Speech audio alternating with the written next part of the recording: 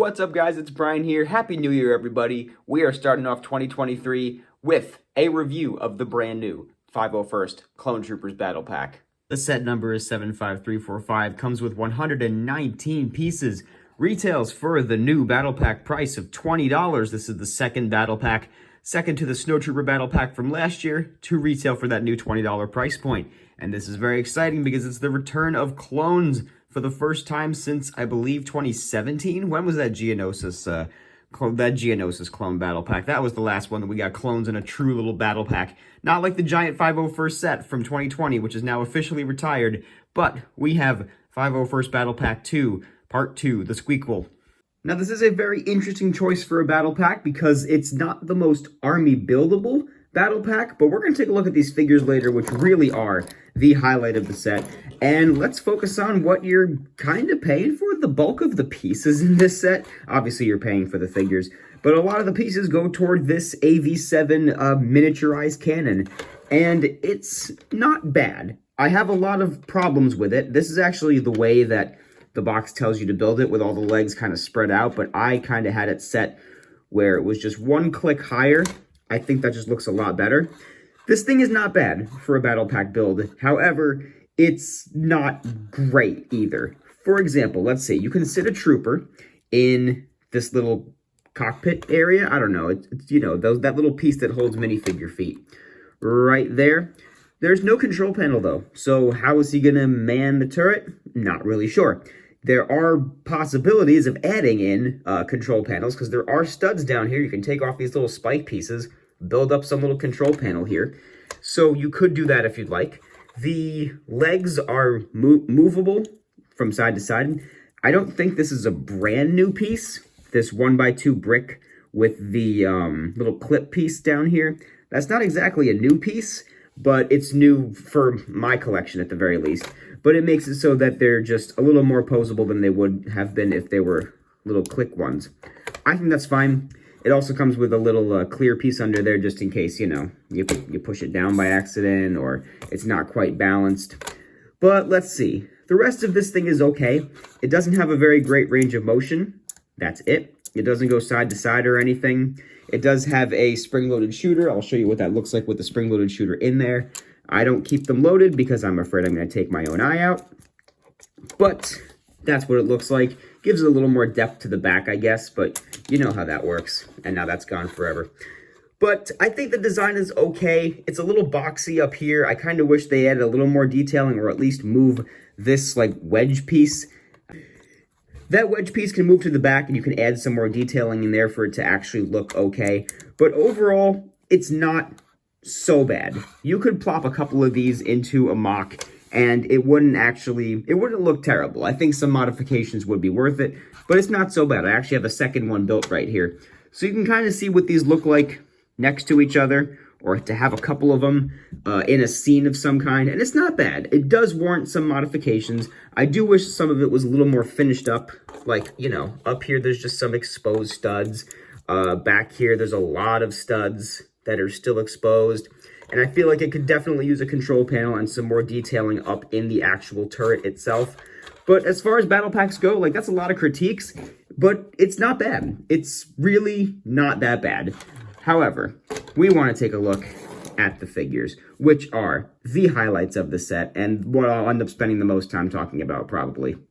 So the first minifigure we're going to take a look at is the one that you get two of in this set, and that is the 501st Heavy Trooper. This one is actually my personal favorite in this set.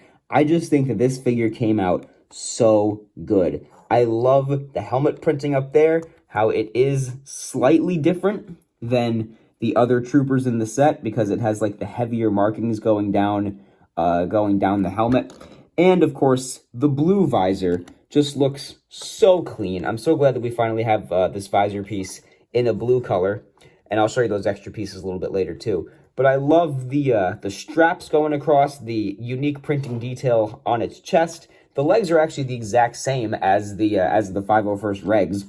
But another highlight of this figure is the backpack print. That is a 1x1 backpack tile. And you do get two of them in this set, but since it's a 1x1 tile, you do get an extra one. I'm taking off the backpack of the other trooper just so that you can see what the back torso looks like. It's just got a bandolier back there, so nothing too crazy. And the blaster is not one of your like standard Lego blasters, but it's the build they've been using for heavy blasters over the last couple of years. And I think it works well. It gives it kind of a unique look. And I really like this figure. And I'm very glad that this is the one that we get two of in the set. This is just a perfect new clone trooper. It really is. My second favorite figure in this set is definitely the 501st Clone Specialist. There's not too much about this figure that is actually like unique and new. The helmet print is pretty much exactly the same as this is one of the regular 501st troopers. You can see it's got pretty much the exact same design. Even the torso and legs are almost identical. You just have the new blue arms and the little yellow markings to note him as a specialist. But obviously what makes this trooper cool is the brand new mold for the macro binoculars, which you do get an extra one in this set just as an extra piece. Very, very long overdue that this piece has finally been introduced. It could use a black line across it as a print detail or something, but the mold is spectacular. It really, really looks good, and I love the way that it folds up and down so nice and cleanly. And I also didn't talk about this new helmet mold. I don't have the ATTE yet with Cody and the 212 troopers, but I will be getting that eventually. But this is my first experience with this new helmet mold, and I like it a lot. I'm going to take off this visor real quick just to kind of show you. The visor is actually, the binoculars, I mean, are actually kind of harder to take off because this piece is so thick. Like with these little visors, the plastic feels more thin because there's a lot of layers to the plastic of this guy.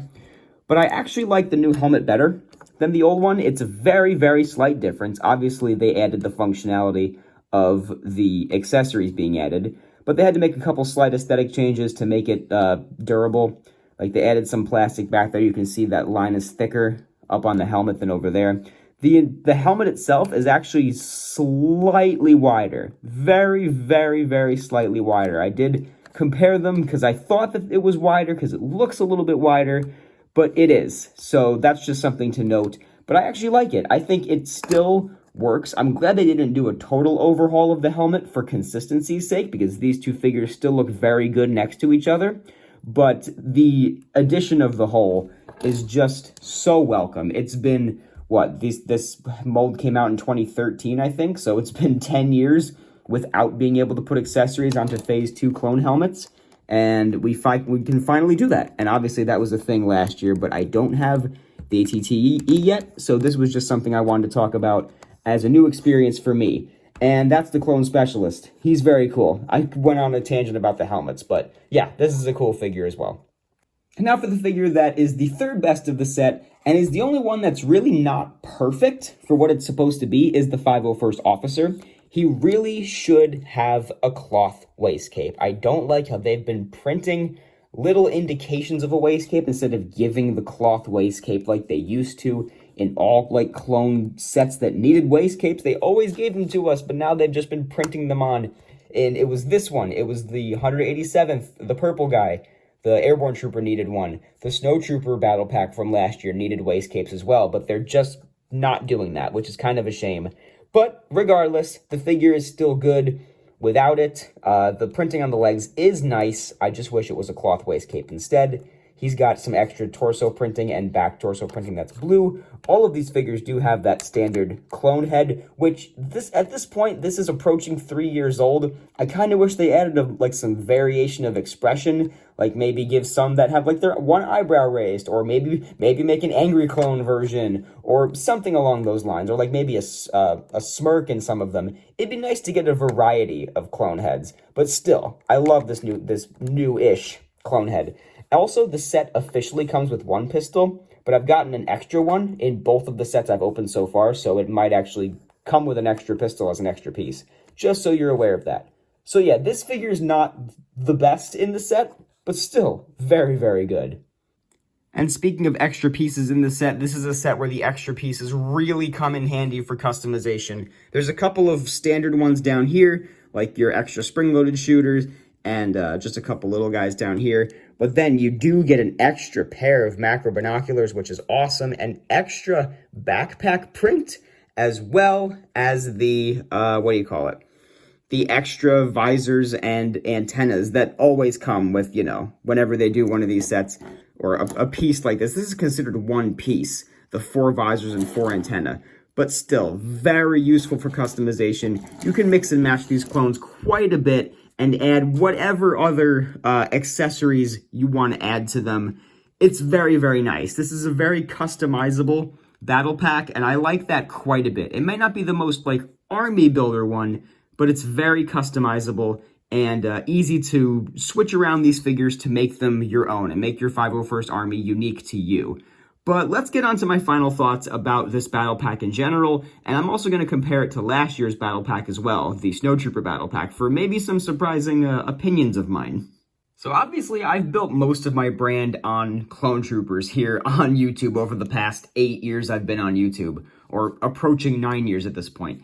And honestly, I really do love this 501st Clone Troopers battle pack. I think that these clone figures are phenomenal. I'm very excited to have these alongside my regs for my 501st Army. I even already have a second one that's been opened and built, and very excited to have these in my 501st Army.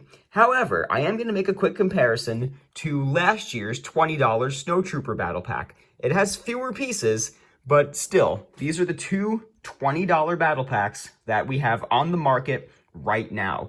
And I'm going to say it, this is a better set for a few reasons.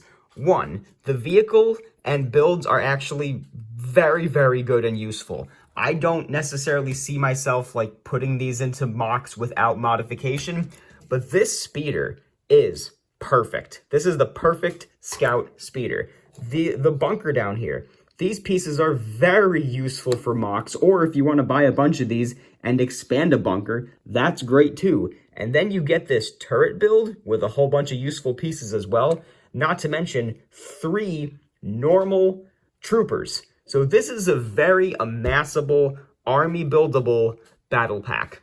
This is one that you're only going to buy a few of, because let's be real, we're not going to want to amass great armies of 501st heavy troopers, especially if you already have an army of regular 501st troopers from the set from 3 years ago. You're not going to want to get too many heavy troopers, officers, and specialists, because you don't want them to outnumber your regs. So if you're building an army, it would make sense to actually not have that many of these. Like I said, I have 2 of these that are opened already, and I'm not going to open any more, I don't think. Unless I get one down the line and open it to add to my army, I'm good for now. I only have 2 of these, and I'm fine. I only have 1 of these because I don't like Snowtroopers as much as Clone Troopers, but I think this guy, despite it having fewer pieces, 105 compared to 119, I think you get more bang for your buck here, because you get to army build, and you get some very useful vehicles, and a vehicle and build. However, this guy still hasn't gone on sale very much, which is very strange. It's been a whole year since this set was released, and it hasn't gone on sale. And so I'm not sure what the fate of this one is going to be on sale or anything like that. But just to do a quick comparison of these two, I think I like this one better because I like Clone Troopers better. But I think this is actually still the standard of $20 battle packs. I think this one objectively is a better deal than the clone one. I also want to talk for a minute about this set's mere existence, because we gotta admit, this is a very strange choice for a clone battle pack to be returning to or for Clone Troopers to be returning to the small battle pack form. Because these troopers are from Battlefront, you don't actually ever really see them in the Clone Wars, or definitely not in the movies. You might get a couple little cameos of troopers that look like this, but these troopers are directly from Star Wars Battlefront.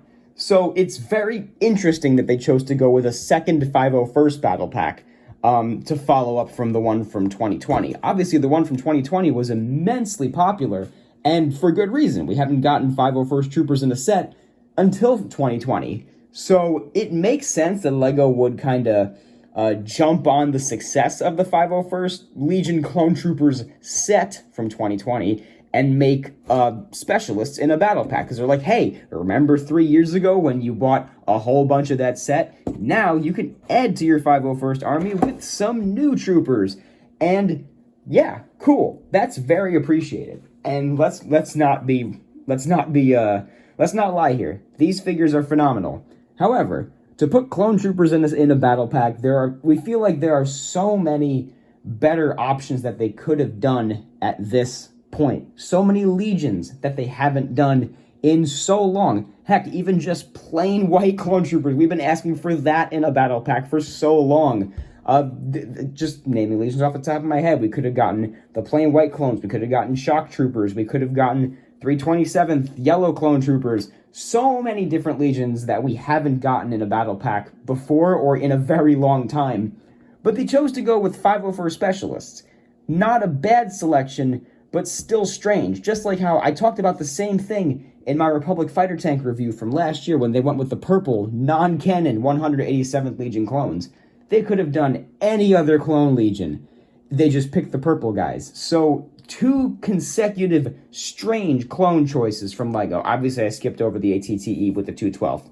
That's a really great set. I just haven't gotten my hands on it yet. This even could have been a 212 battle pack, So many things that they could have done, but this battle pack is very welcome. Very happy to have these troopers in my army, and these troopers are incredible.